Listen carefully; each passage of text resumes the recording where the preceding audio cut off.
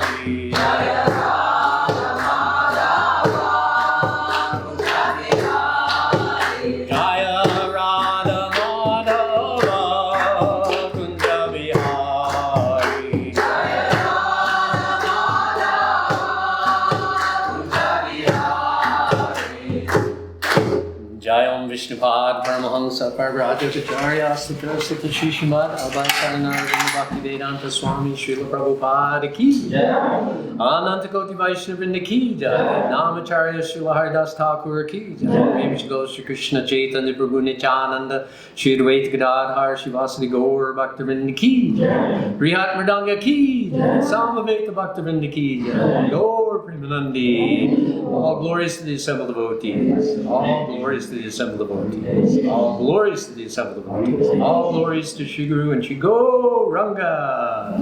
Srila Prabhupada Ki Jai. Om Krishna Bhaktivedanta Swami Nityananda. Namaste Saraswati Deve Gauravani Pacharni Nirvaseśya Surivadi Vastyati Desikarni.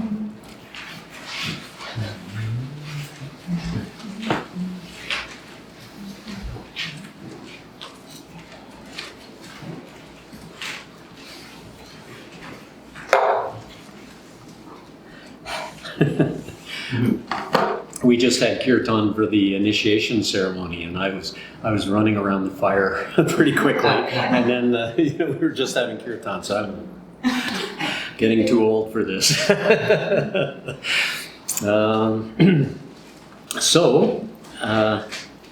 Jamshid Prabhu is.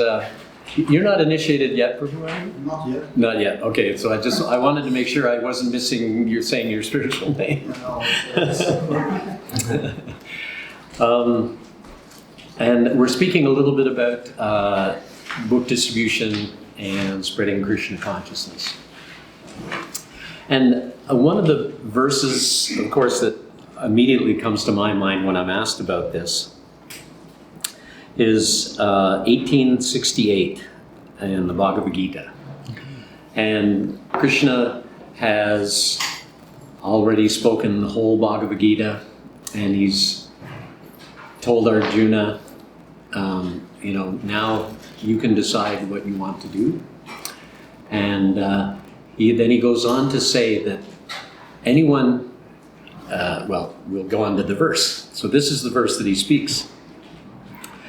Some of you may know this verse even, because it's a pretty famous verse. I'm still kind of just getting it down.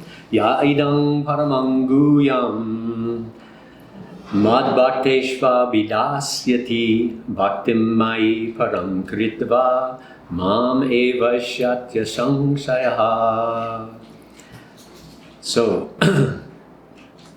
do we need to do Russian English translation for anybody? No. Okay. Thank you.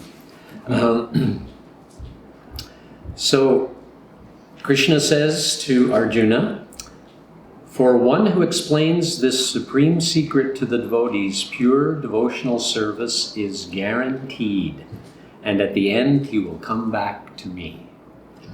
That's a pretty amazing statement, right, by Krishna. He's basically, 5,000 years ago, Krishna, Krishna's Trikalagya, he knows past, present, and future. So 5,000 years ago, Krishna is seeing all of us, sitting here, and he's speaking directly. He's going, right now I am speaking to all the people sitting in Toronto 5,000 years from now. And he does that over and over and over again. And it's especially fitting because right now, in Kali Yuga, so many people do not know this supreme secret, the parāṁ guhyaṁ. Guhyaṁ means secret, and parāṁ means the highest secret or greatest secret. And yet, Krishna is basically saying in this verse, even though it's a secret, if one explains this to my devotees, then he is most dear to me, and his devotional service is guaranteed. So even though it's a great secret, Krishna doesn't want to keep it secret. It's sort of like, hey everybody, this is a secret! And he doesn't want to keep it secret. He wants everybody to know devotional service because devotional service is our true being. As jivas, we are part and parcel of Krishna, and we are meant to serve Krishna. Jivaras rupoi Krishnera nityadas So we are, Nityadas means eternal servant. So we are the eternal servants of Krishna. And so the whole Bhagavad-Gītā is getting Arjuna to understand how he needs to serve. And now Krishna's basically saying for everybody else, the way you serve is understand what I've told to Arjuna and then give it to everybody else. And so he does say that who is a devotee? Because he's saying in this verse, one who explains the supreme secret to the devotees. So somebody may think, well, we'll just have these secret meetings of devotees and we'll discuss Bhagavad-Gītā, but we're not inviting anybody else. Right? Somebody could interpret it like that. But actually, when Lord Chaitanya was asked, who is a devotee of Krishna? What was his response? Anybody know? Anyone who say Hare Krishna. Yes, even once. Yes, even once. You say Hare Krishna, you're a devotee. And in fact, just think, everybody is a potential devotee because everybody has, human beings, everybody has the potential to say Hare Krishna. They may not say it, but they have the potential to say it. And it's interesting, sometimes Purnamasi and I, we are sometimes, when we're out in public, a lot of times Purnamasi's my wife, she's very expert at speaking to people.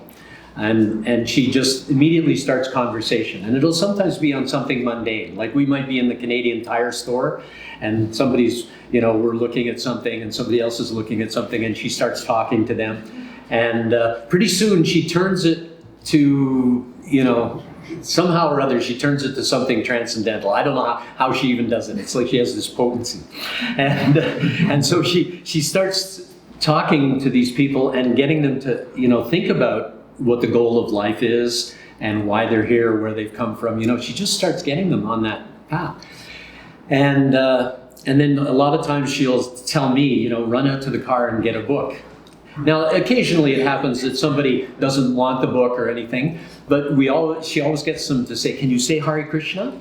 And some people, most people just immediately, oh, Hare Krishna? Sure. But there's some people that can't say Hare Krishna, because of their perhaps past sinful life or whatever. We've all come from sinful backgrounds, everybody, but some people just don't have it within them to even be able to say Hare Krishna. But then Purnamasi will say, well, can you say Gauranga?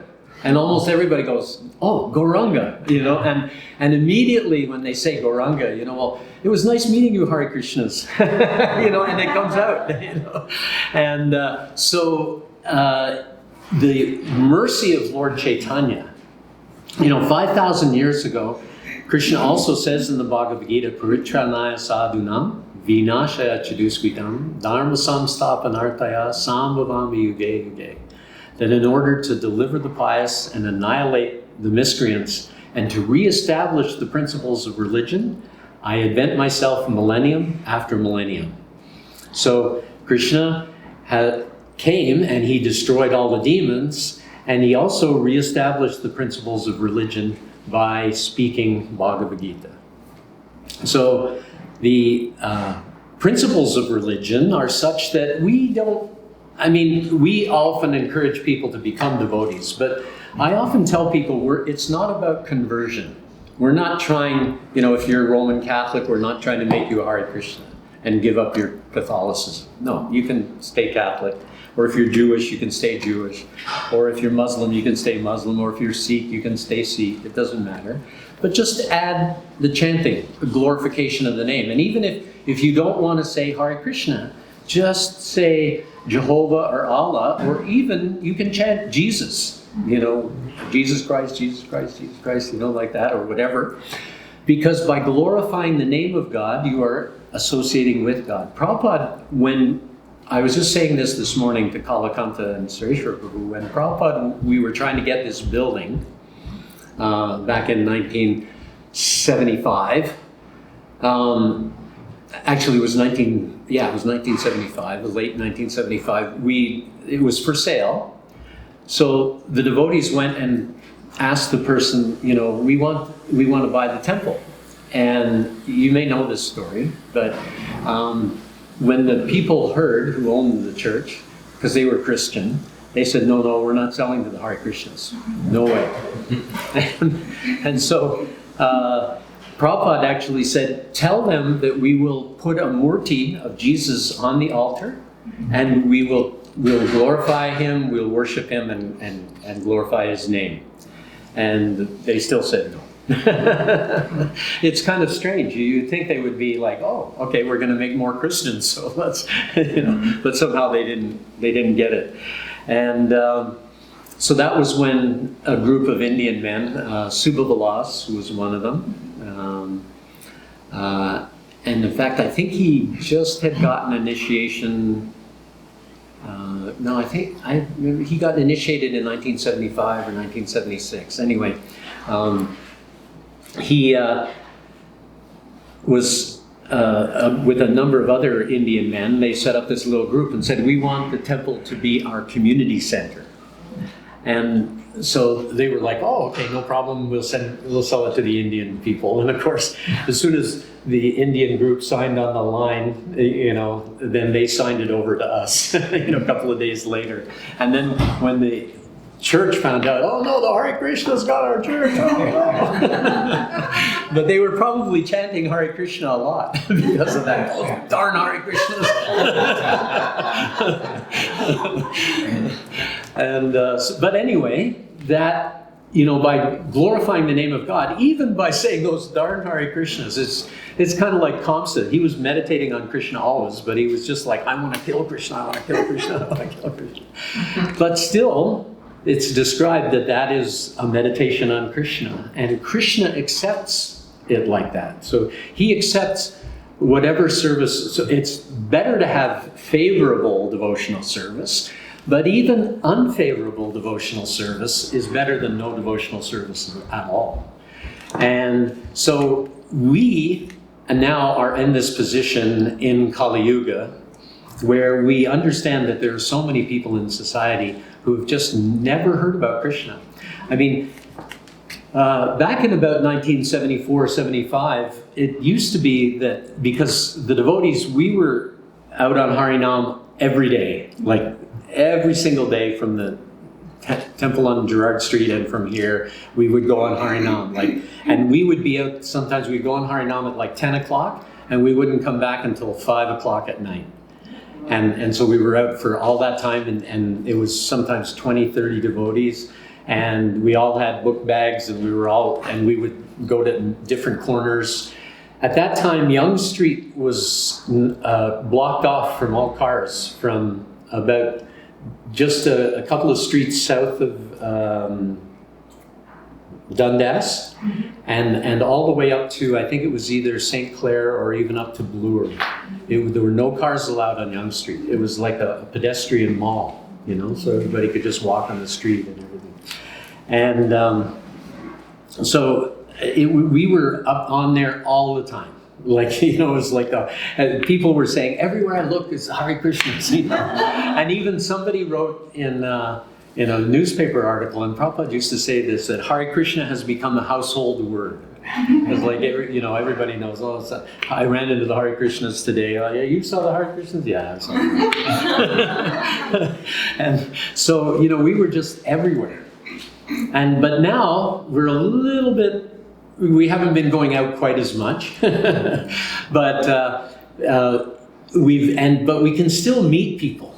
Just like Purnamasi and I meeting people in stores or whatever, you meet people and you can tell them a little bit about Krishna. Even just to get them, hey, can you say Hare Krishna or Guranga or, like that, or Chaitanya, like that. And in this way, we can entice them into devotional service gradually, and it will have an effect. I mean, I remember when I first saw the Hare Krishnas, I was a student at McGill University in 1972. Actually, it was the fall of 1971. And the Hare Krishnas were out there chanting and dancing. And I was in first year university. And I saw them and I was like, I just thought they were crazy. A lot of devotees say, oh, I saw the devotees and I was like, yay! And, they were more pious than me. I was not like that. I just thought, oh, these guys are nuts. And I just walked on. And I used to avoid the devotees. Like if we lived just a couple of blocks from the university in Montreal, and the devotees lived just a couple of blocks from where I lived. And so oftentimes when I'm walking home, they'd be walking in the other direction. I'd cross the street to, oh, here comes a Hare Krishna, I better cross the street. Here comes one of those nutty guys. And I kept doing that. And yet at the same time, Krishna just arranged that somehow or other I started becoming interested in reading about spiritual things and philosophy. I mean, I was enrolled in a Bachelor of Science biology degree. I was thinking of being a doctor. And when I was more into the sciences, but for some reason I was getting into philosophy. And I firmly believe now that it was the effect of the holy name. The holy name actually instilled in me a desire to want to know the truth. And that went on for a couple of years. And one time I was in a store with a friend in Victoria on Vancouver Island. And in those days, the stores were all selling, especially the head stores, like they'd have the pictures of cannabis on the walls and everything. And they had, but they because they were getting spiritual sky incense, which had the Maha Mantra on the back, they also had a poster of the Maha Mantra on the wall. And I remember reading the whole poster and saying to myself, oh, so that's what the Hare Krishnas say. And then that evening, I went back to my friend's place, and the parents were saying to me, what do you want to be when you grow up? Kind of thing. I mean, I was like 18, 19 years old. And I said, well, because this was about a year after I'd seen the devotees, I said, I want to know what life is about. And I would like to really find out what life is about, and then I would like to help others find out what life is about. I think that's probably the most important thing. And the parents said to me, oh, that sounds very good, but, the corporate machine will chew you up and spit you out. and that really frustrated me, so much so that I fell asleep that night and I was crying and crying. I just want to know, God, please, I just want to know. And I mean, literally, I was crying so much. I literally, the pillow was wet with tears. I was just like, I just want to know. For like half an hour, and then I fell asleep. The next day, I was going from Victoria back to Vancouver, and I had to go up to Nanaimo, which is right across from Vancouver, and waiting for the ferry. And I'm sitting in a park, and this guy comes up to me, and he actually said, do you want to buy some acid, some LSD? And I said, no, I'd never done LSD, but I said, no. And he said, but I said, I've got some grass if you want to toke up. And he was like, okay. So we started to, smoke a little bit. But then there was this bumblebee flying around in the garden. And he said, you see that bumblebee? He got that body from desires from a previous lifetime. And that's exactly what I did. I kind of shook my head like, what? What did you just say? And he goes, yeah, and it's all about karma. If you have desires to, taste sweet things, then God can give you a body like a bee, and you can fly from flower to flower and just drink nectar all day long. But then you'll have a very short life. You don't live very long, and you're afraid that a bird's going to come and eat you or whatever. And so I was like, oh, interesting. And he talked to me for 2 hours without even mentioning the name Krishna. And then he was also waiting for the same ferry. So we eventually got on the ferry, and the boat's pulling away from the dock. And I don't know if it was like Krishna from within the heart saying, look, you can say Krishna now because he's not going to jump off the boat. And the name Krishna came out in the conversation, and I went, wait a minute. You mean those guys with the shaved heads and the stuff on their face, they know all this? He goes, yeah. And I go, oh, I've been running away from them. And he goes, no, they have all the philosophy. In fact, I'll take you back to my place when we get to Vancouver and I'll show you all the books. So he had been living in a temple and he had blooped, the expression bloop. And so he had blooped out, but he definitely was still in the mood of being a devotee and giving the secret to somebody else. And he gave me the secret of the philosophy of Bhagavad-Gītā, and he didn't even mention Krishna's name until, Krishna felt it was time. And we went to his place, and he lived in kind of a hippie house, and it was a really pretty dilapidated house and everything, but we went in and we went up one flight of stairs, and then there was another flight of stairs. And he had a big padlock on the door, and he opened up the padlock, and it was like walking into, almost a room kind of like this, but much smaller. It was all sort of pink and blue, painted, pastel colors, very nice, and it smelled of incense, and the room was immaculately clean. Like the rest of the house was just dirty, but his room was immaculately clean. His bed was made, he had a nice little bookshelf, with, at that time, it only went up to third canto part 1. And he had up to third canto part 1. And there were no other, and he had, I think, the Nectar of Devotion and a few other books.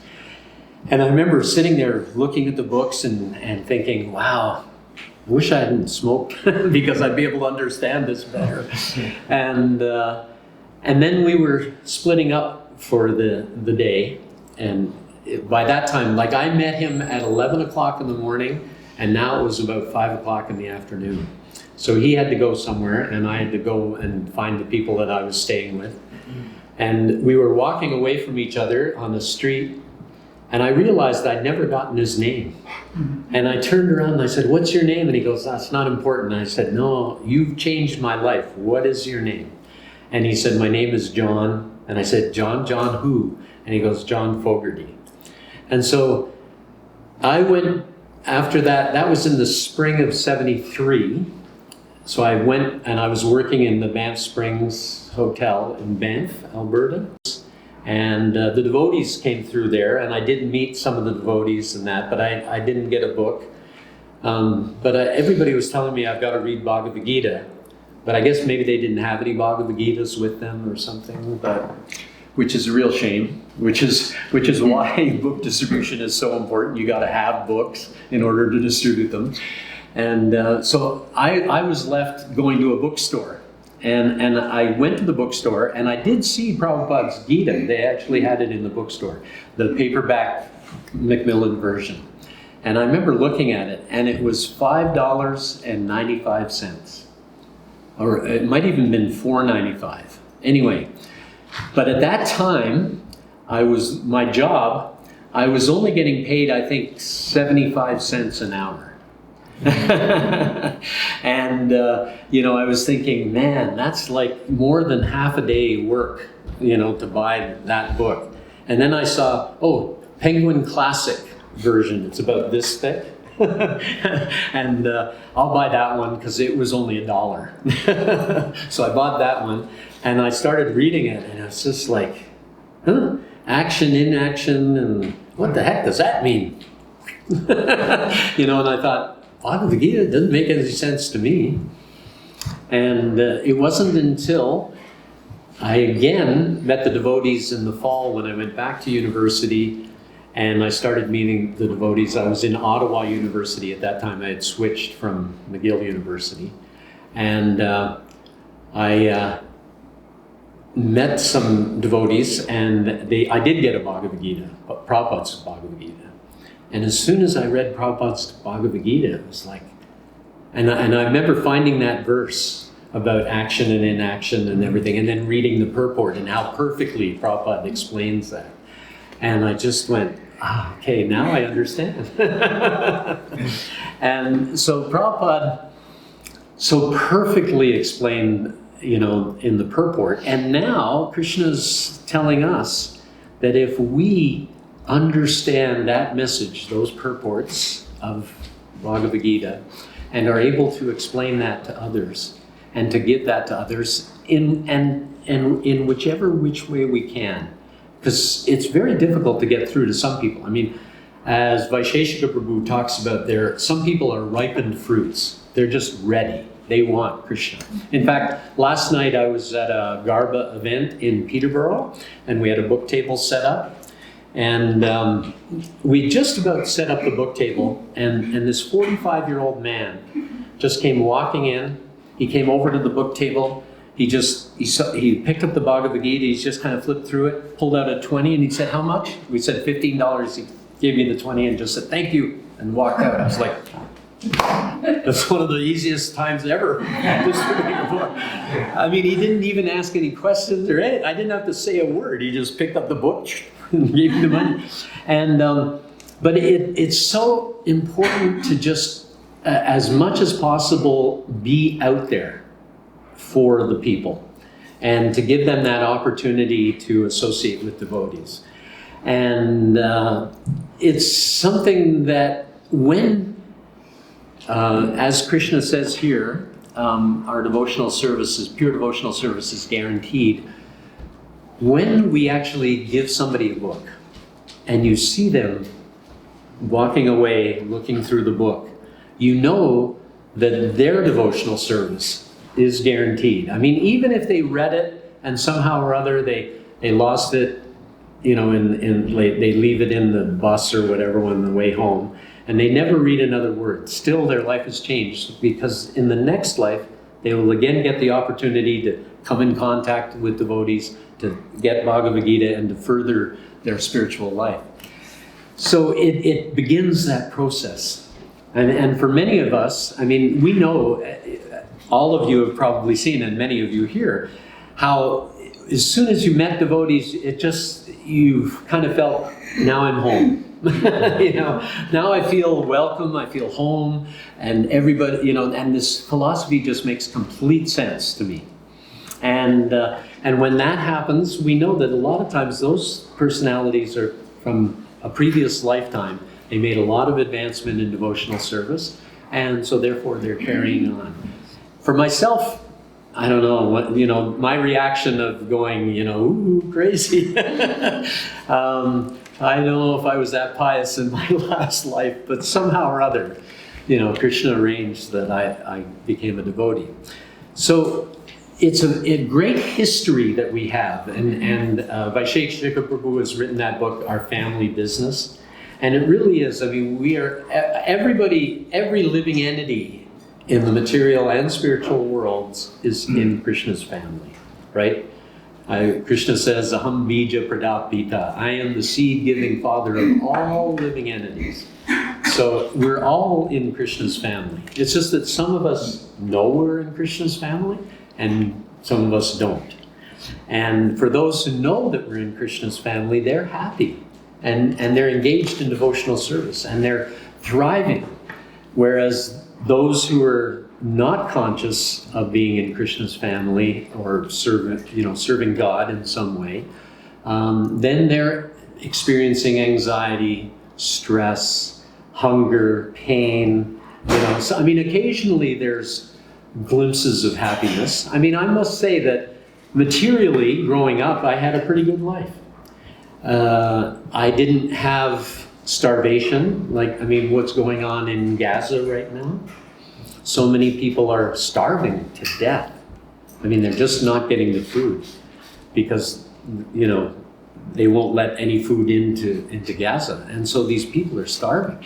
And I don't even know what it means to starve to death. I mean, I've been hungry sometimes, or you fasting on Janmashtami, and by 10 o'clock at night, you're kind of going, whoa, I'm getting really hungry.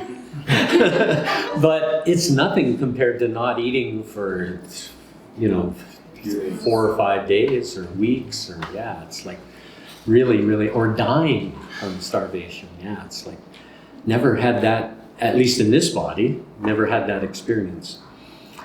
And honestly, as if we were able to get everybody to be devotees, the problems that everybody is experiencing in the material world could be solved. Srila Prabhupada once said that if they just closed the slaughterhouses in Chicago, and I believe that he was giving the lecture in Chicago, and I think in the morning walk, one of the devotees had told Prabhupada that Chicago that's where they have the biggest slaughterhouse in all of North America. I don't know, they kill like 100,000 cows every day.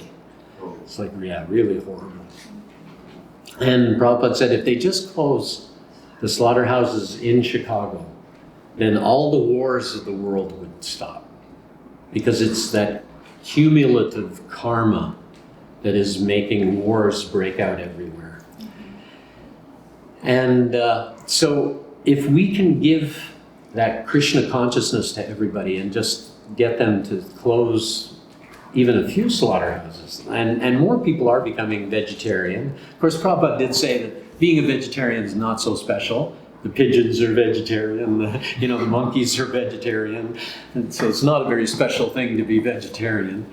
But it would actually help people to come to a slightly higher level of consciousness so that they would be more open to receiving Krishna consciousness when they're presented with it, and so I was actually vegetarian for about a year after I'd met the devotees, and after that guy told me all about those things, and when I was working in Banff that summer, that was when I became vegetarian, and I just realized, it's like now I know that every living entity is the same living entity like me, and they're just in a different body. I can't eat meat anymore.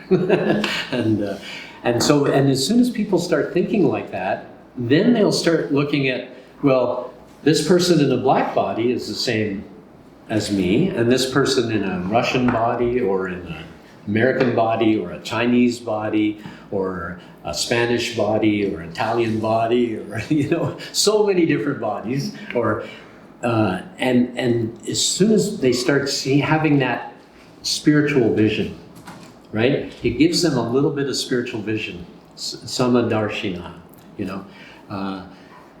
Krishna says in the Bhagavad-gītā that a wise man sees with equal vision the cow, the elephant, the dog, and the dog eater, the outcast, right?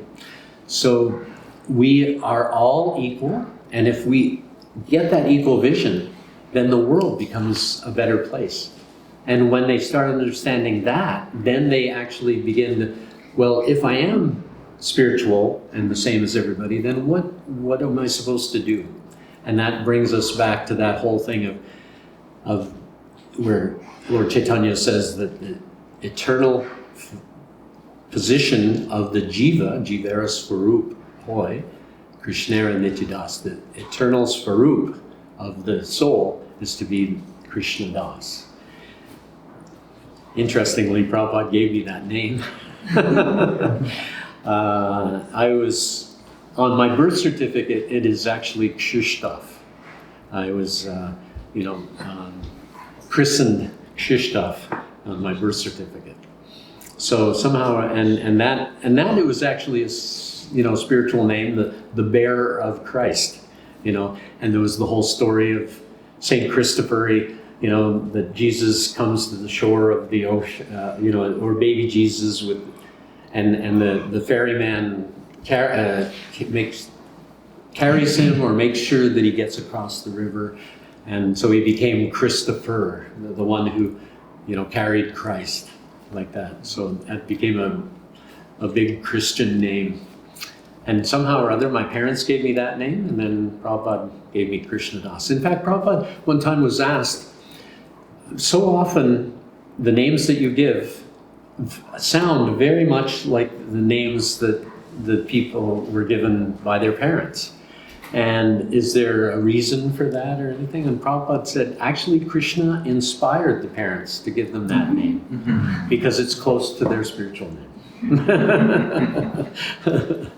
So there are many people out there still wandering, who have not yet understood who they are spiritually. They have no clue. And yet their parents were inspired by Krishna to give them a particular name. And once they do get a bit of this message, then their understanding that their parents were inspired by Krishna and that I am an eternal servant of Krishna, that will all come together, and then the whole world can become a much, much better place. So each of us has to become part of Krishna's family.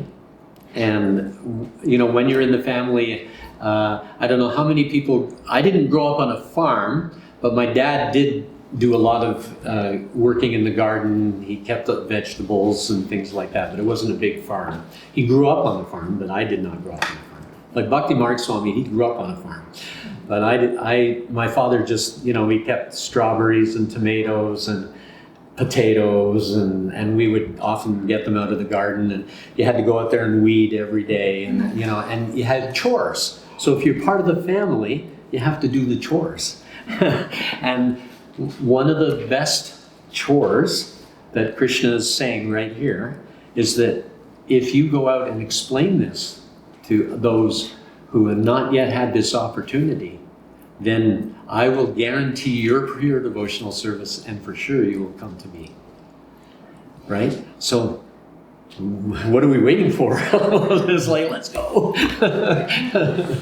and it really, especially now, the way Vaisheshika Prabhu has established, the programs that we have here, like the monthly Sankirtan festival and everything, and they have devotees going out, and they have devotees, some devotees are doing kirtan, some devotees are standing behind the book table, I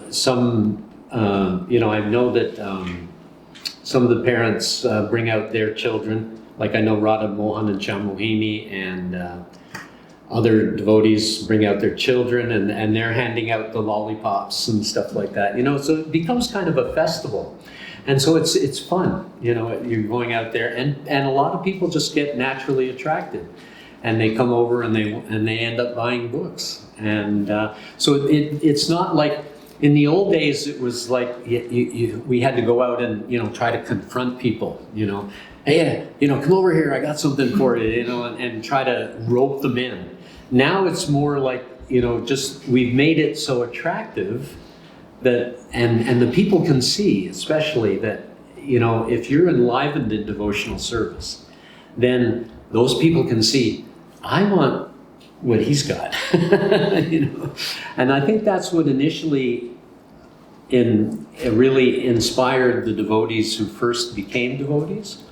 They saw that Prabhupada was completely different from everybody else, because Srila Prabhupada was completely happy, satisfied, and undisturbed by the material energy. He tolerated so many different difficulties, and he served. That he would cook for them. He would, and if somebody brought an apple, like on 26 2nd Avenue, he would, if somebody came and brought an apple, at the end of class, he would peel the apple and give the pieces out to people like that. So he was always thinking of serving everybody else. And then people started serving back. I know one of the early devotees started realizing that there wasn't always toilet paper in the bathroom, so he would bring a roll of toilet paper every time he came to the temple. And so in this way, everybody finds out what they can do for Krishna, and really just telling people about Krishna. And oftentimes Krishna arranges for you to meet the right person. Sometimes if you try to force, you can see that it's not working. But then there's other times when somebody comes and asks you, and then you can just sort of kind of feel Krishna flowing through you, And we may not know a lot about the philosophy, but Krishna helps us to get this person to even understand that little bit. And it just kind of flows. And you feel that, wow, for that moment, I really felt like an instrument in Krishna's hands. And that's kind of a magic moment you know, and that's really the magic moment that's going on all the time in the spiritual world. Everybody there is an instrument in Krishna's hands, and just, you know, fulfilling, you know, helping Krishna enjoy and all the other devotees to enjoy, and then we enjoy because we're all part of that same family and everybody's happy. So that sort of opens the doors, you know. So if we can really remember what devotional service has done for us. I mean, I know it's, and I honestly believe that every devotee, even many of the gurus in ISKCON and everything, they're still, when they sit down to chant their japa, it's still like, okay, I've really got to just think about the holy name, remember the holy name, and they also, you know, their mind sometimes goes to other things and they bring it back, and it's just a constant practice. And by doing that constant practice, they will eventually get to the point where we will feel that we're always part of Krishna's family. But it takes, in the lecture that Kalakanta Prabhu gave this morning, he's talked about how when Bhakti Maharaj asked Srila Prabhupada one time, how long does it take for one to become purified by chanting Hare Krishna? And Prabhupada sort of thought about it for a moment and he went, about 40 years. So it takes a long time. And I would say, I mean, I've been in devotional service for 50 years, and you know, probably a lot of that time, I mean, you know, back in the old days, we didn't have seminars on the holy name and all these, how to control the mind, and you know, there's just seminars on everything these days, right? But that didn't happen in those days. In those days, it was just, you wake up in the morning, you go to Mangal Artik, Bhagavatam class, Prasadam, you clean the temple, and then go out on the street. You come back, you have the evening program, you know, you get changed, you go to Gora Artik, then Bhagavad-Gītā class, and then Krishna book and hot milk prasadam, and then you take rest and you do it again the next day. Exactly the same thing. And we just did that day after day after day. And we didn't even get time to read. I mean, I remember I was given a copy of the Bhagavad-Gītā, and it took me a year to read the Bhagavad-Gītā, because I only got it maybe, if I was lucky, I got 20 minutes, maybe 3 or 4 times a week to read. Other than that, there was just no time. We were just so busy doing service. Nowadays, it's all, you know, there's so much more emphasis on reading the books. And Prabhupada did emphasize to us. I mean, we were probably going a little the wrong way, in the sense that we were just thinking about serving and not thinking about, you know, fixing our mind on the philosophy and really becoming fixed in the philosophy. Instead, we were just engaging in devotional service, which was okay also, but you know, you got to balance the two. And I think now in the movement, there's a lot more balance, and I think it shows in that we have, I mean, our communities are growing. There's more people who are actually coming in contact and staying in contact with Krishna. You know, back in the old days, some people would come, but a lot of people would burn out also, because it was a hard program. I mean, we would sleep on the floor. In fact, where the men's ashram is now, over there, it was cement floor, and the men, that was the men's ashram, and we would just, you had a sleeping bag, but you know, sleeping bag is between you and cement is not much, but that's what it was. We would just sleep in a sleeping bag on the cement floor. No mattress, no nothing. I mean, I remember, I think one devotee went out and got a foam rubber mattress, and everybody thought, Kashipu, soft bed, Maya. You know, and now everybody's sleeping in a bed. You know, it's like, but I mean, it's actually, you know, probably a lot better that we are sleeping in beds. But, you know, in those days, it was just like, nope. And you know, a room this size, you would have sometimes 20 devotees sleeping in a room this big, you know, and people snoring and, you know, hiccuping or, you know, screaming in the middle of the night, you know, or whatever. And so it was austere. It was austere, but it was a good time. And it's, you know, I think that each one of us has our own experience in Krishna consciousness, and it touches us all in our own special way. And because each of us is individual, and Krishna has an individual relationship with each and every one of us. I mean, that's how unlimited Krishna is. I mean, just think about how there are more germs in our mouth than there are people on the planet. And they're all living entities. And Krishna has an eternal relationship with each and every one of them as well. And there's just millions of people. And then this is just the one planet Earth. And then there's, you know, so many planets and different beings. And then outside of this universe, there's unlimited universes that are even bigger than this universe. Like, this universe is actually considered very small, because our Lord Brahma only has 4 heads. There are universes where Lord Brahma has 10,000, 100,000, million heads like that, because they're huge universes. And so Lord Brahma has to think about so many things to take care of the whole universe. He's given all these different heads. But in our universe, he's only got 4, so it's pretty small. And so if we remember how Krishna has changed our life, and I would say, I mean, there obviously people do leave Krishna consciousness because somehow or other they don't get the taste, and there's different reasons. You know, we know that from the list of offenses that if one blasphemes devotees, then that can really destroy one's spiritual life, and one loses the taste. And that will drive one away from the association of devotees. But I think for the most part, people are now seeing that the association of devotees is really, really special. And if we really thrive off of that association with devotees, then we can become happy, and we can give that happiness to others. And that is basically what Krishna 5,000 years ago was thinking. There's going to be a group of devotees sitting in the conference room at 243 Avenue Road, and they need to hear this message. And so somehow or other, I have been able to read it to you, although you've probably read it many times yourself.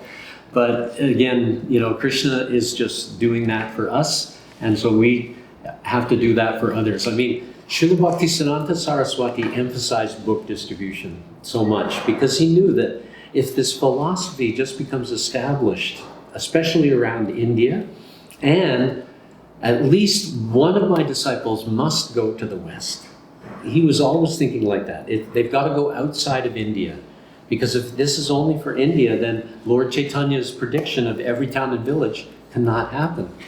So he knew that I have to find somebody. And from the very first meeting, Bhaktisiddhanta marked that Srila Prabhupada is, you know, he marked that he is special, and he will do more than, he actually even told his sannyas disciples one time, and a little later on, when they were saying, you know, Abhay Prabhu is, you know, householder and everything, and Bhaktisiddhanta said to his sannyas disciples, don't worry, in the future he will do much more than all of you.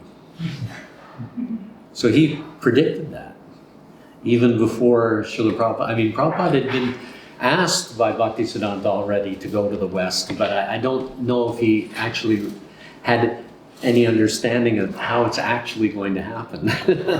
I mean, we know that Prabhupada was a pure devotee. We know that Prabhupada himself said that Krishna asked me to come to the material world to give Krishna consciousness, to deliver the fallen souls. And so, and he didn't even want to come. But he said, no, don't worry. You go, I'll take care of everything. And so Prabhupada knew. And Prabhupada, we know that story of where Prabhupada was sitting on a park bench in New York. And he said to the man, you know, oh, how big is your movement? And Prabhupada said, oh, I have 108 temples all over the world. And he goes, oh, really? And he goes, yes, it's just time is separating. Like the man was sort of like, oh, where? And he said, well, time. But it did happen, right? So somehow Prabhupada also knew the future, even though at one point he didn't want to come to the material world because he was thinking there was going to be some problem. Of course, the material world is a difficult place. I mean, we know that Prabhupada underwent so many difficulties. Obviously, he was in a body, and that body experienced difficulties. We know the story of when he was in Delhi, and he was, trying to print back to Godheads and everything, and he was in the marketplace, and this one cow, I think, just kind of shook its head and gored Prabhupada, and it took Prabhupada quite a long time to recover from that. And so Prabhupada did undergo a lot of austerity and he had the 2 heart attacks on the Jaladuta coming over, and yet he still kept on. And even Prabhupada said that in New York, sometimes he would feel like, nobody's coming, and so just to sort of pacify his mind, he would go to the dock and he would ask the man, when's the next sailing of the Jaladuta going back to India? And the man would say, 2 weeks or something, we expect the Jaladuta. And he said, and then after Prabhupada had done that a number of times, the man said, you're coming to do this, Swamiji, but you never buy a ticket. and Prabhupada said, I can't remember his exact response. Something to the effect that, no, I'll give it another try, give it another. And Prabhupada just kept trying. And eventually it just blossomed. Krishna just found the right time, right circumstance and everything, and just allowed it. But due to Prabhupada's hard work and determination, because if Prabhupada had gotten back on the boat and sailed back to India, would any of us be here? No. So that kind of persistence and understanding the importance of Krishna's message was inspired Prabhupada to just keep going. So sometimes we feel that to go and distribute books to somebody, it's hard to keep going. But if we know that Prabhupada kept going, and there was such an amazing result, and I've seen a lot of devotees come and go over 50 years, and I know that for the ones who've stayed and kept going, they're still experiencing the bliss of Krishna consciousness. And I've met others who have fallen away from Krishna consciousness, and you can see that they're not experiencing bliss. They are really experiencing, the anxieties of the material world. They may have the knowledge that I'm a spirit soul and that I shouldn't be afraid of death, and yet they are afraid of death. And many of them are just trying to get more money and more material things, and they just didn't get that understanding. And so they're suffering because of it. If they would just allow that understanding to mold their life, rather than their life molding their understanding, they would be much better off. So we just need to share that understanding and try to give it to so many others. Live the understanding, and then that was another thing that Kalakanta Prabhu talked about this morning, that Prabhupada said in a lecture in 1975, and Jataka Maharaj often quotes this, that Prabhupada said that each one of you, I want each one of you to become acharya. And then each one of you, and he said acharya means knowing the science of Krishna, living the science of Krishna, and giving that science of Krishna to others. That is acharya. So if we can all become acharyas like that, then everybody can actually themselves also become acharyas. And so during his initiation lecture this morning, he told his disciples, so I want you to become acharya also. Of course, he said, not right away, but it'll happen. All of you will become acharya. I mean, all of you are already acharyas. Your life, compared to what your life was before, is so much more exemplary than it was years ago, right? So you become examples of how to live a good life. And you will become more and more Krishna conscious, and more people will start to see there's something about this person that's different from everybody else. And when they start to notice that, then they will even come to you. You know, what is it that I can remember when I was working at Sick Children's Hospital. Sometimes they would ask me, "Well, you always." I kind of always have a smile on my face a lot of times, and a lot of people would say to me, how is it that you're always smiling? You know, because at Sick Children's I would see children die and stuff, and I just said, you know, it really is my understanding of my Krishna consciousness. And if you understand this, you can also have this smile because it will come from within. It'll definitely come from within. So, I don't know, I've probably gone way over time, right? Oh, that's fine, I guess Anybody have any questions or comments or anything? Yes. I have a question, Prabhu, about book distribution. You emphasized how important it is, and I have a question.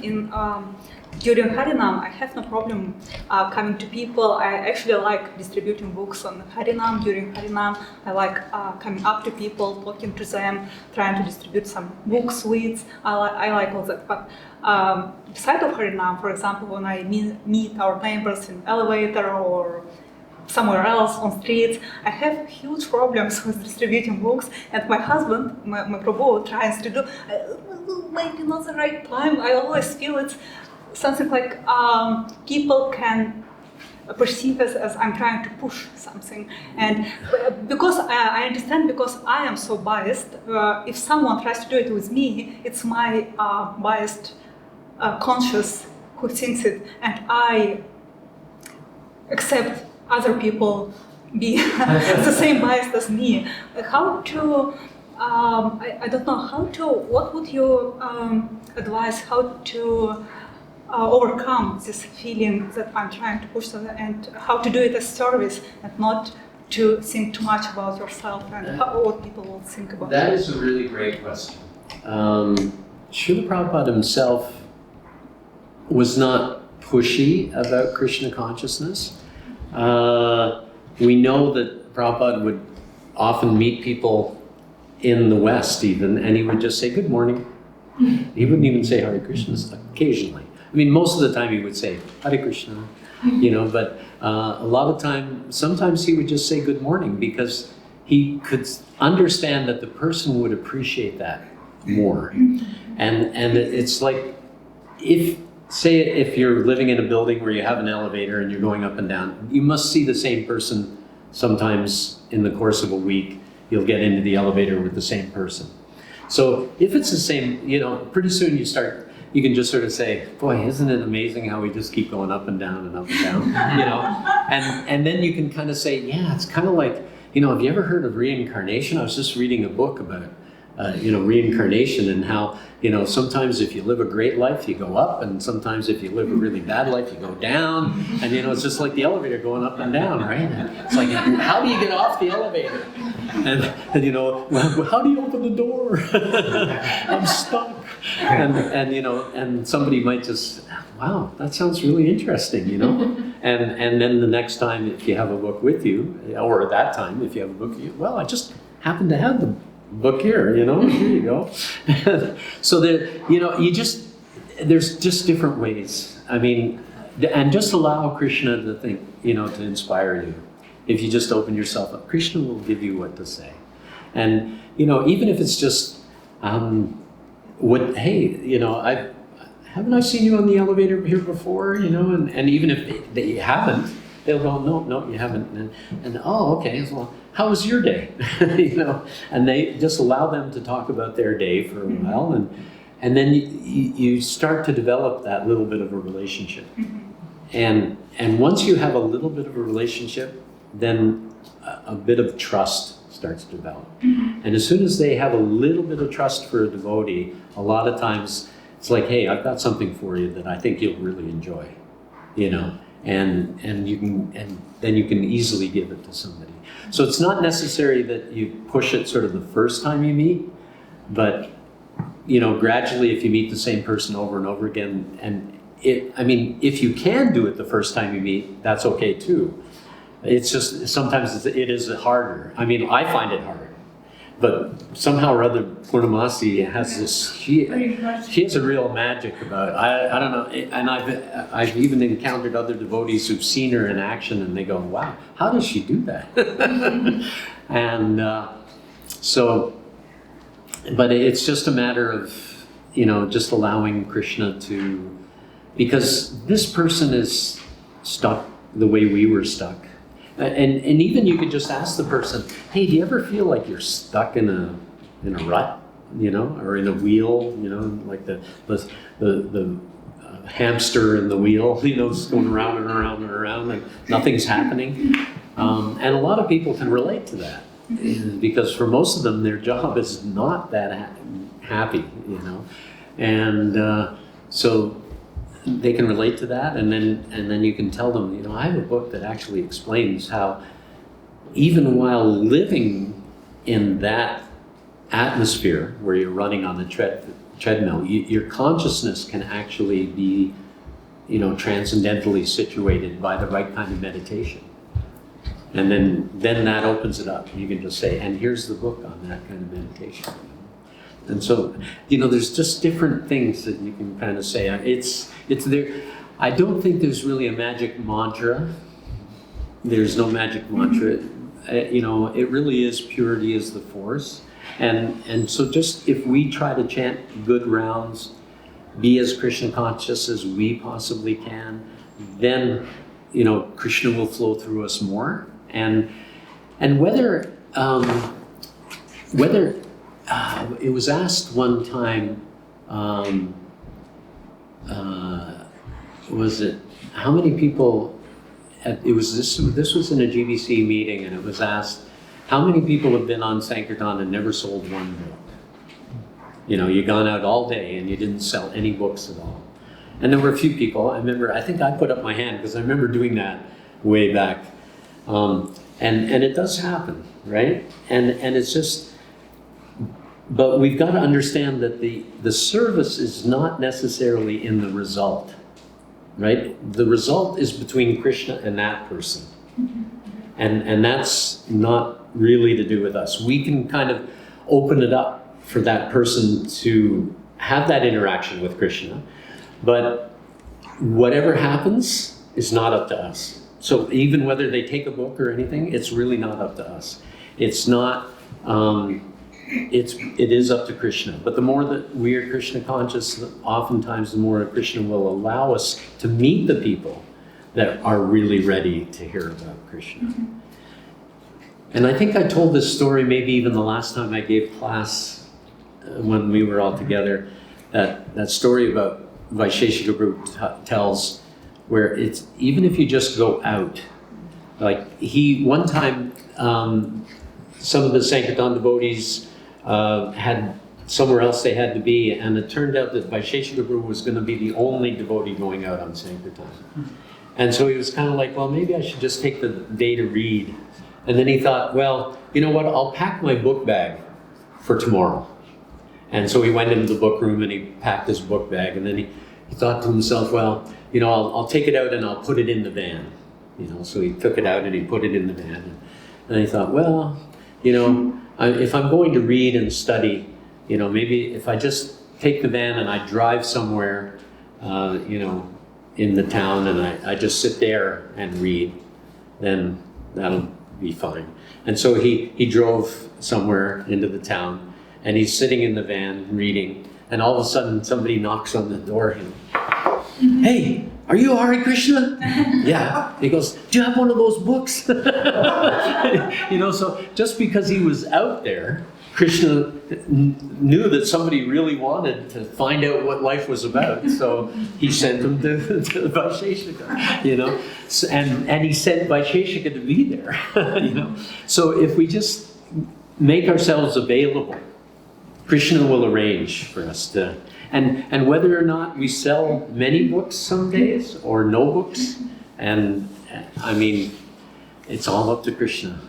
And if we just put the result in Krishna's hands and not be attached, then magic can happen. Sometimes you'll have the most magic experiences, and then other times you might not. You might have really a different experience, which then also helps us just to take shelter of Krishna more. Oh, Krishna, help me. You know? I mean, I've been beat up on Sankirtan and stuff, but those are the old days. I don't think that happens much anymore. You know, there's a lot more, you get into trouble for assault a lot more than you used to. Back in the old days, people used to sometimes beat up people and nobody ever paid for it, you know. But in society today, there's police everywhere, there's people filming, and you know, it's just like, you beat up somebody, you're gonna get caught. And so it just doesn't happen. But I got beat up one time. Yeah, so it happens. But it helped me take shelter of Krishna, you know, and definitely you can just imagine Arjuna on the battlefield of Kurukshetra. He's looking at his grandfather Bhishma, who really was the protector of the Pandavas and the whole Kuru dynasty. You know, he was really the protector of Dhritarashtra and Duryodhan and all the other Kauravas. He was the protector of all of them, both sides. And you know, all the Pandavas, Yudhishthira, Bhima, Nakula, Sahadeva, and Arjuna, they all had this very special relationship with Bhishma Deva. But now, Arjuna has to go into battle and try to kill him. Just imagine what kind of surrender that takes. I mean, you know, Krishna's just asking us to explain this secret. He's not saying everybody has to go out and get a bow and arrow and start, you know. And so it's, but Arjuna was faced with that kind of predicament, and Krishna showed him how it was the right thing to do according to the time, place, and circumstance. So, you know, Krishna will be there for us according to time, place, and circumstance. And we just have to let the magic happen. And so, yeah. And the more you're out there, it'll happen. Like last night, I mean, that guy, you know, we just set up the book table. He walks in, picks up the book, and gives some money and walks out. Oh, what did that happen? It was like really magical. Very strange. I've never had that before, practically, you know, where the guy he just picked up the book and looked, here you go, and walked out.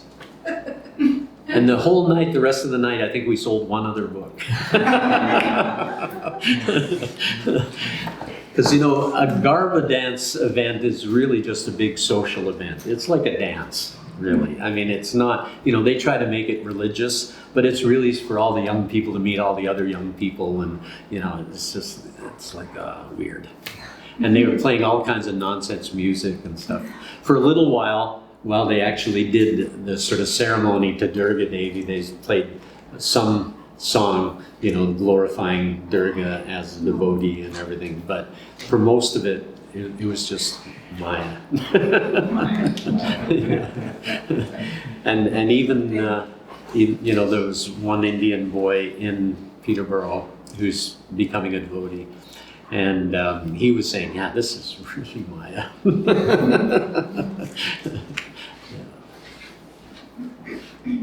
Anybody else? Thank you for your lecture, Prabhu. I wanted to ask, so at the beginning you mentioned that it's better to have bad relationships with Krishna, like unfavorable. Unfavorable. Then no service at all. Yeah, I'm thinking about my father-in-law. Like he's often, he kind of doesn't like what we do, and he thinks, oh, you're just wasting time, and you like better do something else, and like all this things just kind of make no sense for him. And is there a way to kind of turn him forward, to turn him facing Krishna, and like change his mind to at least admire that kind of everything is fine, right? There's no real problems. Well, again, I think it comes down to being an acharya. I mean, my father, when I became a devotee, because he was Polish Catholic, and at that time the Pope was Polish, and so he was like, you know, how can you be doing this, you know? And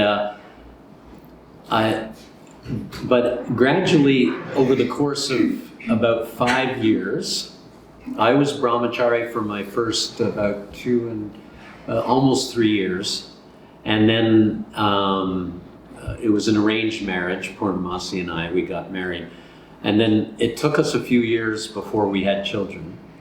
But once we had children, that really turned my father around. Like, I mean, and prior to me becoming a devotee, we almost had a fight about me becoming a devotee. And my father grew up on a farm. He was kind of about the same size as I am, but he was super strong. I mean, but at one point, in front of my mother, he started saying things about Prabhupada which were not so good. And, you know, I just sort of said, Dad, don't say anything about him. He said, so what are you going to do? And I said, well, Dad, you can't say anything about him. And then he sort of was like this, and we were just about to go at it. And my mother kind of jumped in the middle and said, boys, settle down. Sort of like, okay. And so it was very difficult. So, I mean, probably much worse than what you're getting. But if you keep honoring, like Prabhupada said that if we honor our father, mother, and ancestors, our uncles, and everything, and we treat them very well, like really, if we're ever encountered, like if we go to a family party or anything like that, serve them. You know, is there anything I can get? Can I get you water? You know, get you a ginger ale or something? You know, whatever it is. You know, really try to show that you're being a servant, and and they will start to see, wow, the qualities that you're showing are probably so much more. I don't know how old you were when you became a devotee. How? I was 35 probably. Right. So, and I don't know if you had many bad qualities like I did. I mean, when I joined when I was 18, 19, I mean, I was really kind of, you know, I was smoking dope and drinking and, you know, womanizing and everything. And it was just, but immediately I switched. And I think even though originally my father and I had that fight, even within a year, I think he started to realize, wow, you know, my son's actually doing what he wants to do. He's happy, and he's become a much better person. So when they start to see that will influence them. If we try to convince them, it won't work. But if they just see how you're acting, then that will work. Right. Yeah. Thank you very much. Jai.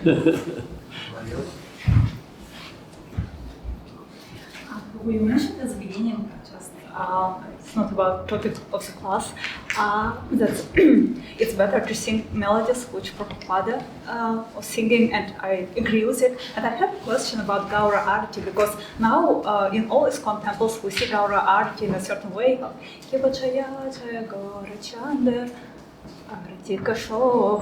But when I listen to how Prabhupada sung it, it's always a little bit another melody, like Kiva Chaya Chaya Go Rachandar Arati Kashopha Jagna Vikatavana Jagamana Lopha. That's how Prabhupada sings. And what's if it is how Prabhupada sang it, why we sing it other way? Or maybe there were both melodies at the same time, how Prabhupada sang it.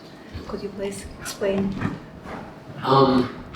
Well, there's some of the tunes, I mean, the tune that you're hearing from back there, is it Prabhupada himself singing, or is it just the devotee singing? It's Prabhupada himself. And Prabhupada did... At least it's his. Yeah, and you're right. I mean, sometimes the melody has changed a bit, and it's sort of stuck in ISKCON. It's kind of like, you know, in early ISKCON, when we used to say Namo Om Vishnupadaya Krishna Prasthaya, like, and we're singing it, everybody says now Srimate Bhakti Vedanta.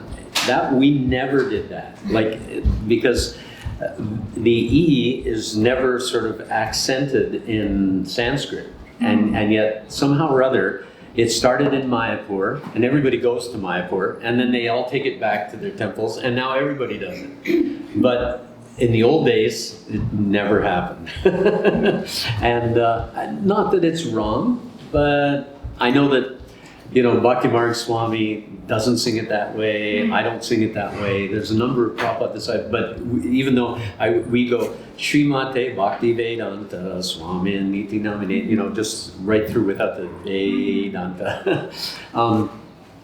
So it's not wrong, but it's not the way we used to. And I think, I mean, inevitably, what Krishna consciousness looks like today, what ISKCON looks like today, is very different from what it looked like 50 years ago.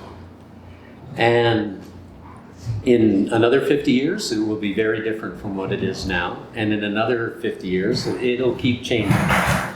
But at least if we can keep the core principles, and Krishna even says here, this confidential secret. So if we keep the secret and the principles of devotional service the same, then there's hope of it surviving. And so the details are not that important, but sometimes they can help keep things on track. But if the details aren't kept, it's not going to end anything. But as long as we don't change the principles. Prabhupada often talked about principle and detail, and even when the devotee asked Prabhupada, how do we know, Srila Prabhupada, what is a detail and what is a principle? And Prabhupada said, that takes intelligence. That was his response. He didn't say, he didn't sort of, well, these are the principles and these are the details. But it really does take intelligence. It's kind of like, I don't know, the female Diksha Guru issue. The principle is that we are all jivas, and we can all be fully Krishna conscious, and we can all understand the message of Krishna, and we can all give it to somebody else. We can all be Diksha or Shiksha Gurus. And Shiksha Guru, and actually Kalakanta Prabhu said this in his lecture today, Shiksha Guru and Diksha Guru are equal, absolutely equal. And unless our movement understands this, Prabhupada said, then our movement will not survive. And so really, what does Prabhupada say? Why does one take initiation from somebody? Because they develop a relationship with that person. And when they develop a relationship with that person, then often the Shiksha Guru becomes the Diksha Guru. So I think what's happening in ISKCON these days is a lot of people come, and then they're told they should find a guru, so they go online and they start listening to lectures and things, and sometimes they never meet their guru, but they write them an email saying, will you accept me as your disciple? Yes, you can start chanting my pranam mantras. And if that guru has a lot of disciples, they may not even ever develop a personal relationship with that guru. And yet they surrender themselves to that guru. And really that's not the way it was in Vedic times. In Vedic times, there were many gurukuls. And the children, especially, in Vedic times it was the boys mainly, but even the women, they were teaching the girls how to do what girls did in the Vedic times. And but now everybody is learning Krishna consciousness, and so everybody has that ability to be guru. And Prabhupada, even when asked right here in Toronto by Professor O'Connell, and some people say, oh well, Prabhupada was just trying to satisfy the professor, who asked, can women be gurus? He asked that question: can women be gurus in ISKCON, Hare Krishna movement? And Srila Prabhupada said yes. And Prabhupada knew that this man was not just some professor. This professor had done his PhD on Gaudiya Vaishnavism. So he knew about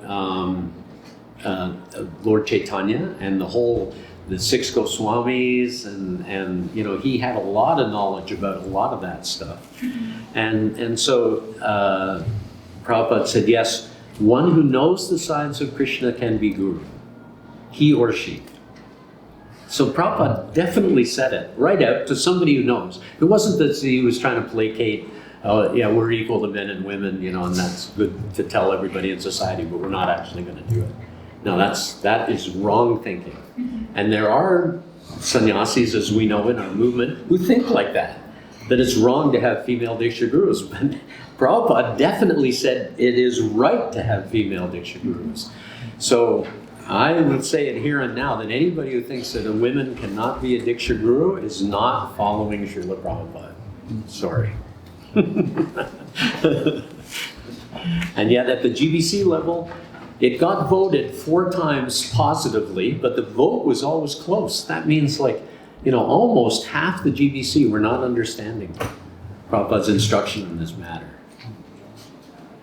You know what? It was one of the first gatherings of the Holy Fathers, the Christian times, and it was probably first we call Sabor, or second, that's when they voted whether women has souls or not. So that's really not our problem.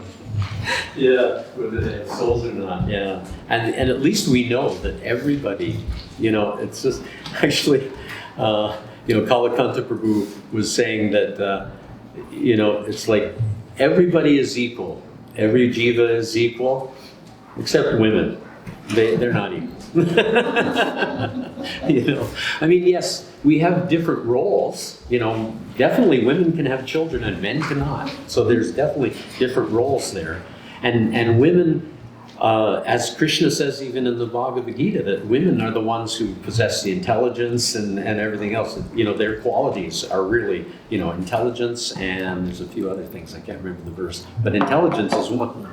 And so, they just bring a different set of understanding and values.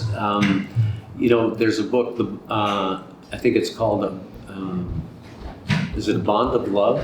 Prabhupada's Daughters. Have you seen that book? Yeah. And if you read that book, you understand that so many of Prabhupada's disciples, female disciples, really just sort of had a different understanding of Krishna consciousness.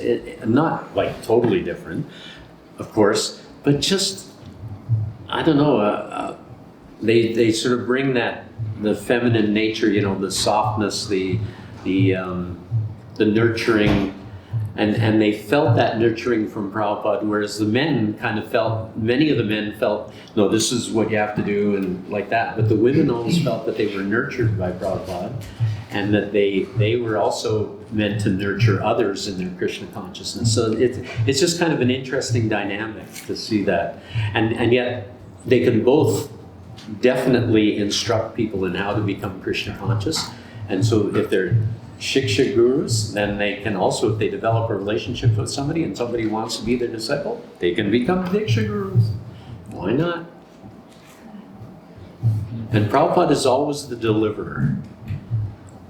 He's the founder Acharya and the deliverer. And it's just like in the Ramanuja Sampradaya, there's already a precedent in Vaishnavism that in the Ramanuja Sampradaya, everybody sees Ramanuja as the deliverer. He's my deliverer, like he's my guru. But I've been initiated by so-and-so Goswami. And that's how the disciplic succession, and each one of those Goswamis has helped their disciples to how to worship the deity, how to perform devotional service, how to understand the teachings of Ramanuja, and how to develop that relationship so that Ramanuja can eventually deliver them back to Godhead. And that should be the same in ISKCON. That Prabhupada is the deliverer. He's the one who's actually situated in the spiritual world, and he's the one who can take us there.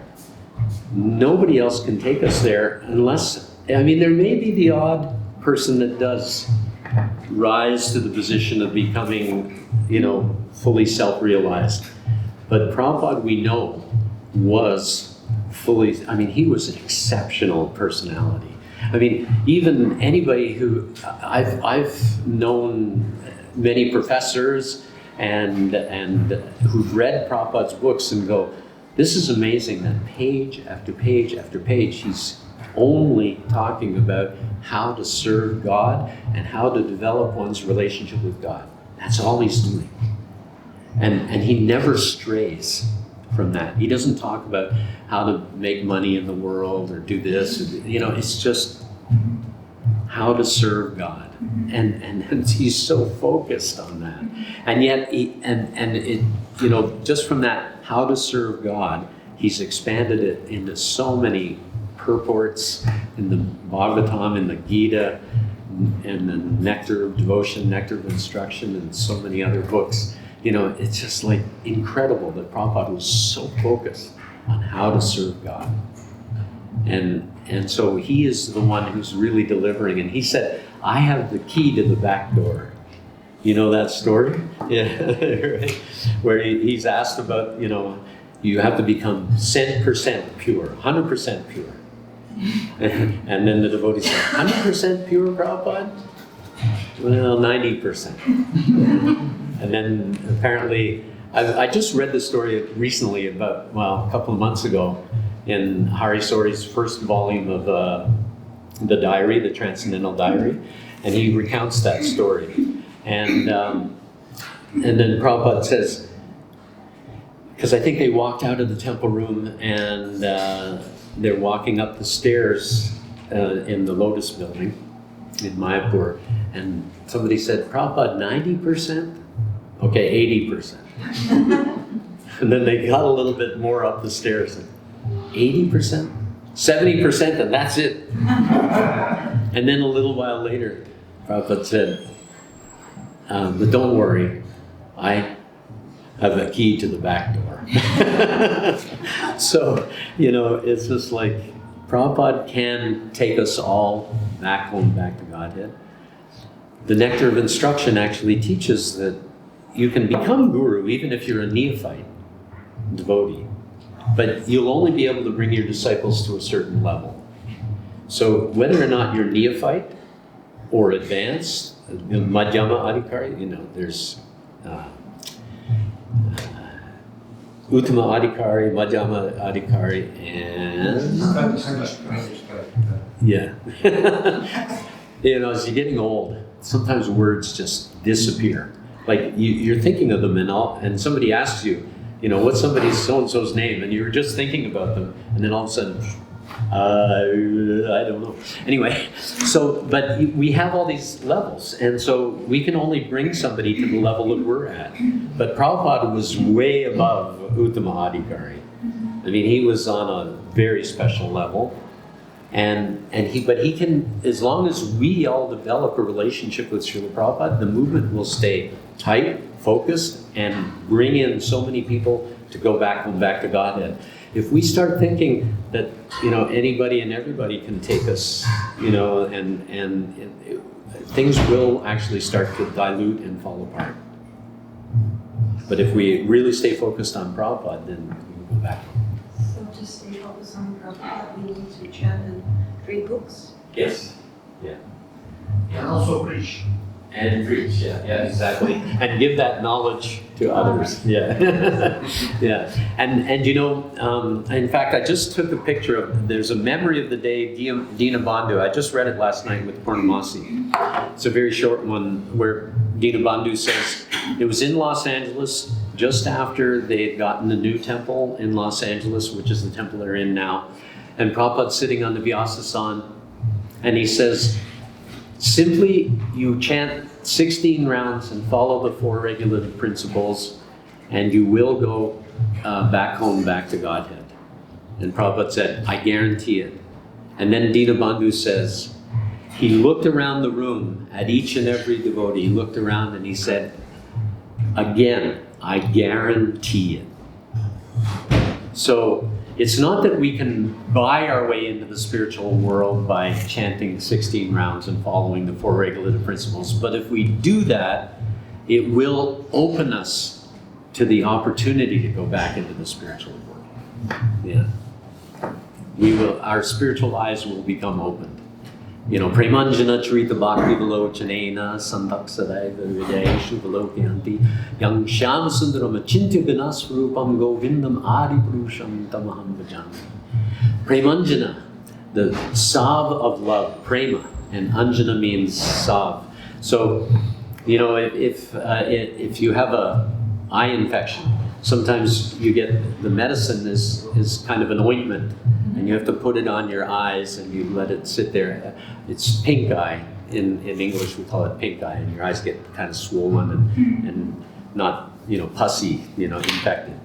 But if you take the medicine, which is you kind of put it on your eyes, and a little bit gets in, and it gradually gets rid of and then you can see properly again. That's what happens when we chant Hare Krishna. Cheto Darpana Marjanam, it cleanses all that infection from our mind and from our eyes, and we actually are able to develop spiritual vision. And we can actually come to the point of seeing Krishna in this lifetime. But even if we don't, Krishna has arranged that Prabhupada can still take us back home, back to God.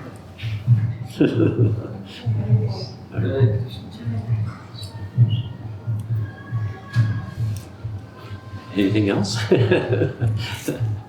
Maybe one small one. What's that? Yes, maybe one small one. One small one, okay. I have this dilemma, right? And I see that many devotees have this small question. Shall I try to distribute book, to preach, to do some outreach, if I'm not that very well versed, if I'm not chanting 16 rounds, if I haven't read the Bhagavad-gītā a few times? So the reason why I'm asking that question was it was my own very question, right? Well, I'm not qualified. Who am I, right? I don't do these. Let somebody else do it. Somebody who is much more professional, qualified in this subject area. I'll just do some small service. But is this the proper approach, let's say, or shall we just think, okay, well, maybe I'm not that qualified, but still, there is a potency, there is something that I can share with someone to be able to please Srila Prabhupada, Lord Chaitanya at the end, and then... It's a very common question, because people sometimes think, yeah, I'm not qualified. I can't do that. I can't tell people about Krishna. And there's a number of things that kind of come to my mind. One time when Prabhupada was walking with Malati, and Malati had her little daughter. She was only, I think, 3 years old. And she was walking, and this one gentleman came and saw, oh, who are you? And he just asked, sort of Prabhupada, why are you dressed like this, or something like that. And Malati's daughter just said, Krishna is the Supreme Personality of Godhead. and Prabhupada said, that is perfect preaching. So it can be very simple, right? You don't have to say any more than that. Prabhupada said it's perfect preaching. But if you know more, and I'm sure anybody who's asked that question definitely knows more than that. And so it's just a matter of giving what you know. Because you know more than somebody else. So if you share whatever you know, that's better than not sharing. I mean, just imagine if that gentleman who came and talked to me on the park bench had never decided to open his mouth and say anything about the philosophy and had not shared it with me. I probably maybe wouldn't even still be a devotee. Who knows? And yet, somehow or other, he shared it, and I became Krishna conscious. And he actually, at one point, moved back into the temple and got initiated. And then he would sometimes spend some time in the temple, but then he would sometimes go out.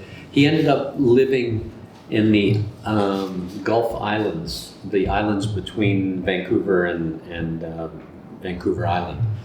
And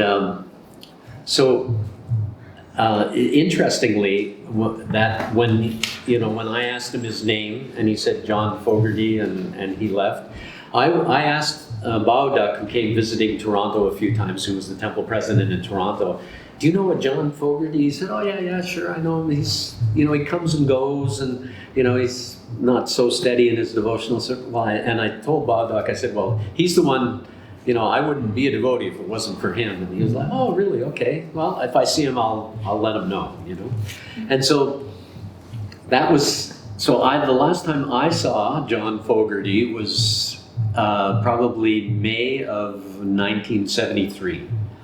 And I ended up being in Vancouver in 2000, I believe it was 2003 or 2004. And it was a Canadian leaders meeting at the Vancouver Temple. And the weekend meeting was over, and all the Canadian leaders were there, and Bhakti Marg Swami at the Sunday feast asked all the Canadian leaders to, each one could stand up for about 2-3 minutes and just give a little short thing about what their temple's doing and how Krishna consciousness is growing in different centers across Canada. So, and then he asked, I wasn't the temple president anywhere, but I was involved with the Spiritual Strategic Planning Team, the SSPT at that time. And so he asked me to get up and talk about that initiative. So I remember looking around the audience before at the Sunday feast.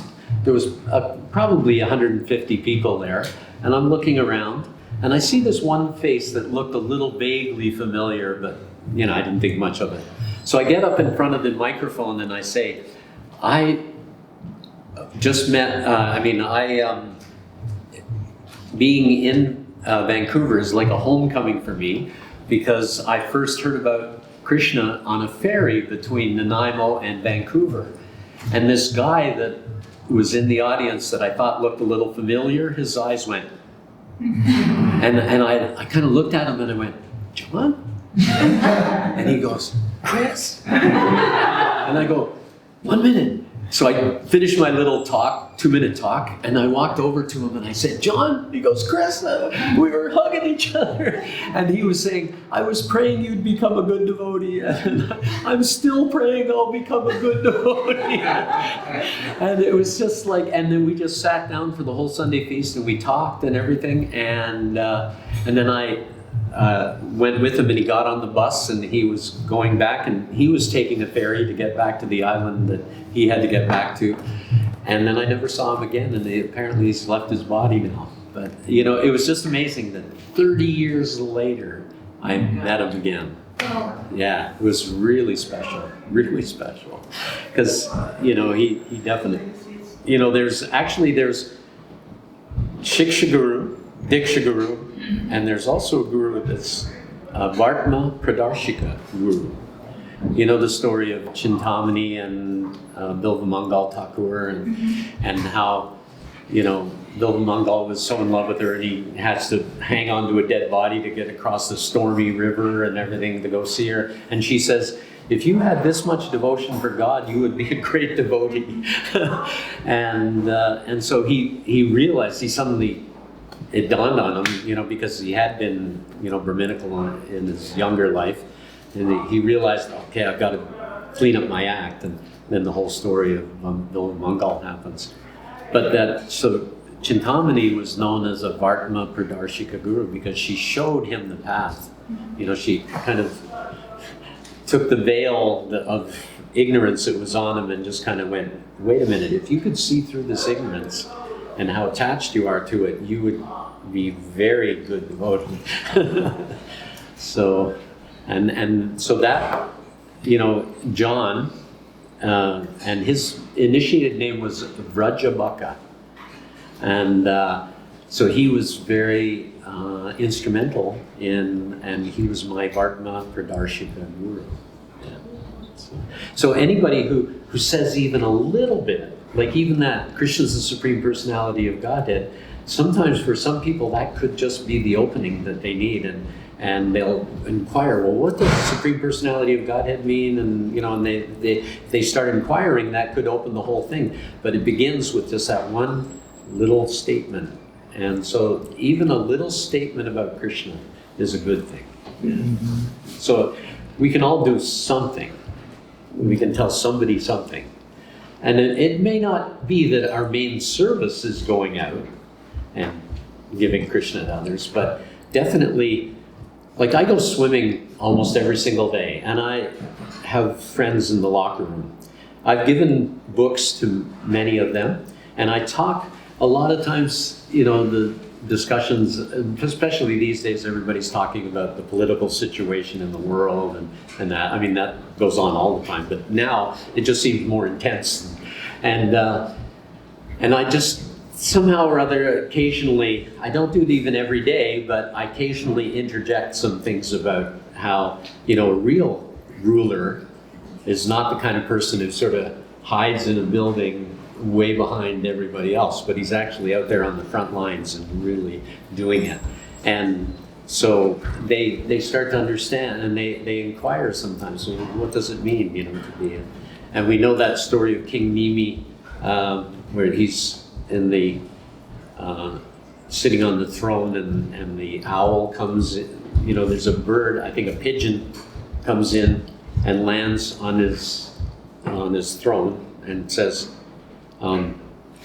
there's an eagle coming, or a hawk or something coming after me, and he wants to eat me. And please protect me. And King Nimi said, no worries, I'll protect you. And so then the hawk comes in, lands on the other side, and goes, well, you may want to protect him, but he's my food. Now you got to provide food for me, because you got to provide for everybody in the kingdom. And so the king kind of goes, yeah, you're right. And so he actually starts cutting off his own flesh to satisfy the hawk. And the hawk, it's actually, I think he puts the pigeon on one side of a scale, and he starts cutting off his own flesh to try to equal the pigeon. And pigeons actually don't weigh very much. But he's starting to chop off a lot, and every time he keeps cutting off a little bit more, and the pigeon still weighs more. And then finally, it turns out that the hawk is Indra, and the pigeon is somebody else. I can't remember. And but they were coming to test: is he really a worthy king? Of actually taking care of the citizens. And he was willing to sacrifice his own flesh for the hawk.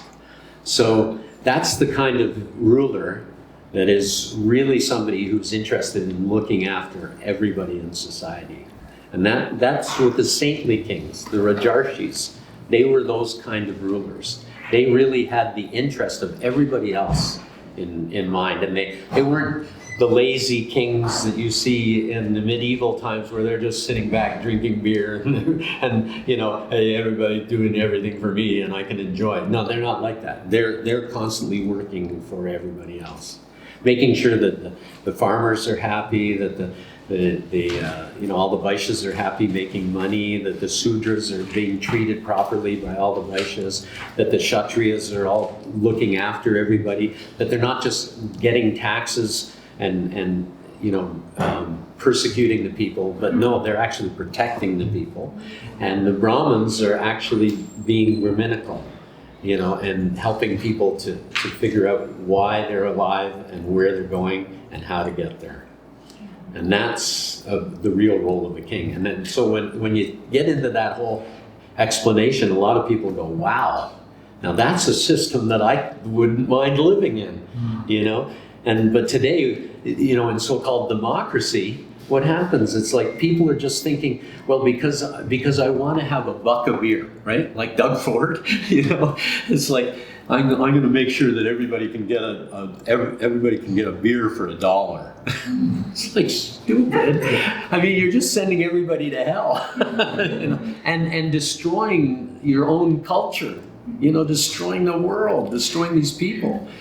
And you're thinking, but they vote for you, I mean, that's why democracy, Prabhupada said, it's demon crazy, But there's no rulers in the world like that anymore. They're all just completely selfish, and they all just take everything and then try to enjoy, you know. And so unfortunate. Whereas the kings in the past, they worked hard to make sure that everybody was looked after. And so it's just giving that little bit, you know. You can kind of come in gradually with people that you meet on a regular basis, even at work.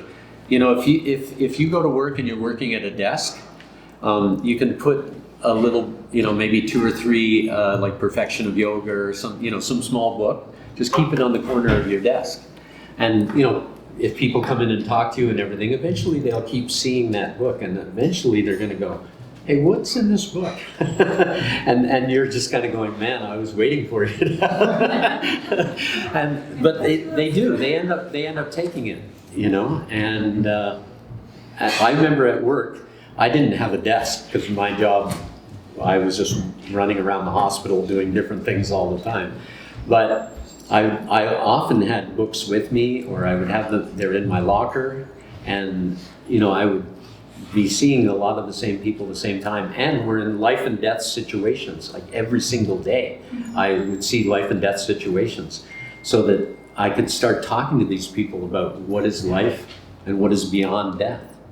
And it was very easy to just, you know, and I distributed quite a few books at work, just, you know, from that. But even if somebody works like for an insurance company or something, you'd say, now why do people need insurance?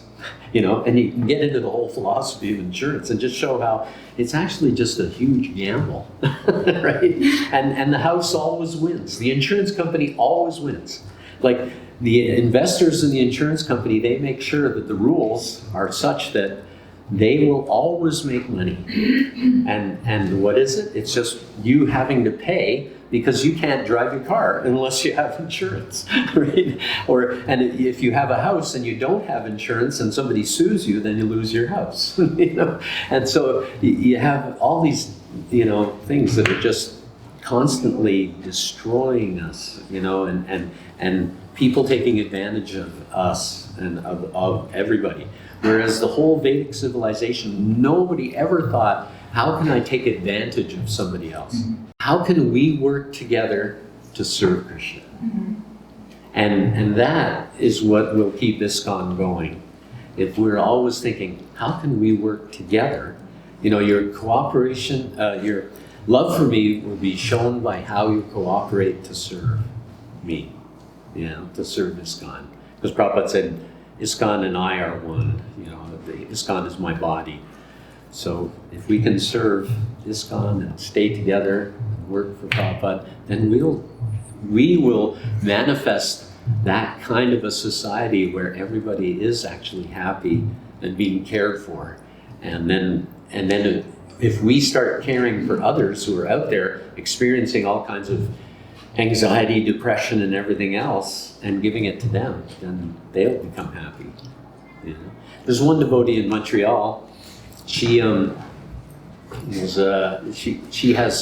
the autism spectrum, and you know, she was having a lot of difficulty living, you know, so she's on assisted living, you know, but she became a devotee, and she's still on assisted living, but she does a lot of service around the temple, and she helps out in a lot of ways, and her life has just changed. You can see, like, now she's like a really happy, really good, you know, like her life is really kind of taken off, whereas before it was always like, I'm sick, and you know, I've got this issue, you know, like autism, people, you know, label it often as a sickness, where it's just something you're born with and you got to try to live with it. But she really started to realize that actually I'm a spirit soul, and if I live serving Krishna, then I can actually be happy. And so she's actually become really happy, and she goes out and preaches a lot of times.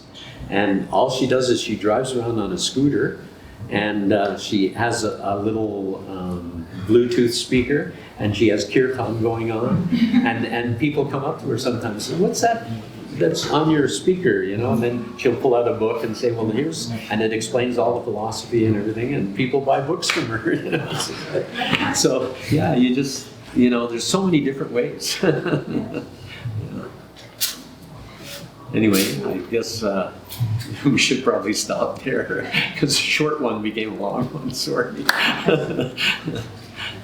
Thank you.